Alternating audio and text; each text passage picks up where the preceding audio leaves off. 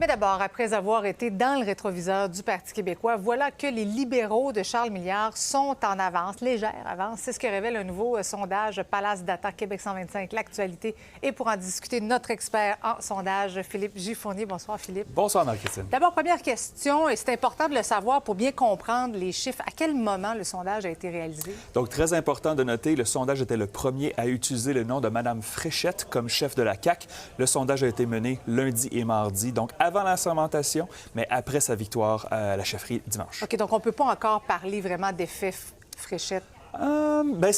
C'est intéressant, c'est que Ah oui? je voulais tracer une ligne dans le sable, justement pour indiquer, voici les chiffres qu'on utilise comme point de référence au cours des prochains mois. Donc, et on peut les voir à l'écran. Intention de vote, en ce moment, on voit que le Parti libéral, 32 Parti québécois, sous les 30, bien sûr. Exactement, sous les 30. Et regardez la CAQ à 14 C'est exactement le même résultat lors du précédent sondage Palace qui a été sondé en février avec M. Legault. Alors, est-ce qu'il y a un effet Fréchette? Bien, c'est trop tôt pour le dire, mais il n'y a pas d'effet instantané pour Mme Fréchette, ça, c'est certain. Comment tu expliques, Philippe, cette baisse, quand même, du Parti québécois et l'augmentation du Parti libéral? Bien, l'augmentation du Parti libéral, je crois qu'elle était un peu prévisible. Le Parti libéral était très bas depuis longtemps, un nouveau chef, une nouvelle figure. Mais pour le Parti québécois, ce qu'on remarque, c'est que les chiffres qui baissent pour le parti, à la fois chez les francophones et au national, sont colérés avec une baisse de popularité du chef. M. Paul Saint-Pierre Plamondon, on a fait tester dans ce même sondage, et ça, c'est des nouveaux chiffres qui viennent tout juste d'être publiés. On va les regarder, ces nouveaux chiffres. C'est,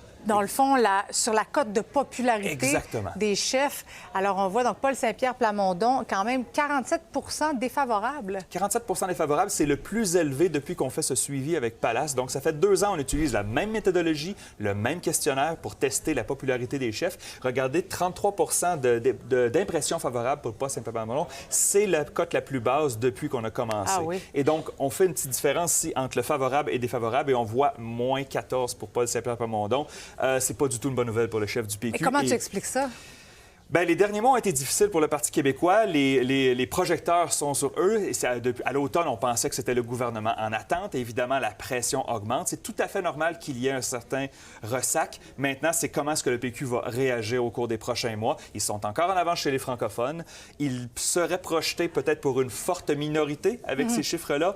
Et ils doivent faire attention. Comme tu l'as mentionné, Charles Milliard n'est pas dans le rétroviseur, mais bien juste à côté. Donc, pas de panique, mais un drapeau orange, disons. Oui, je dirais ça. Merci, Philippe. Merci, Toujours un plaisir. Marie-Christine.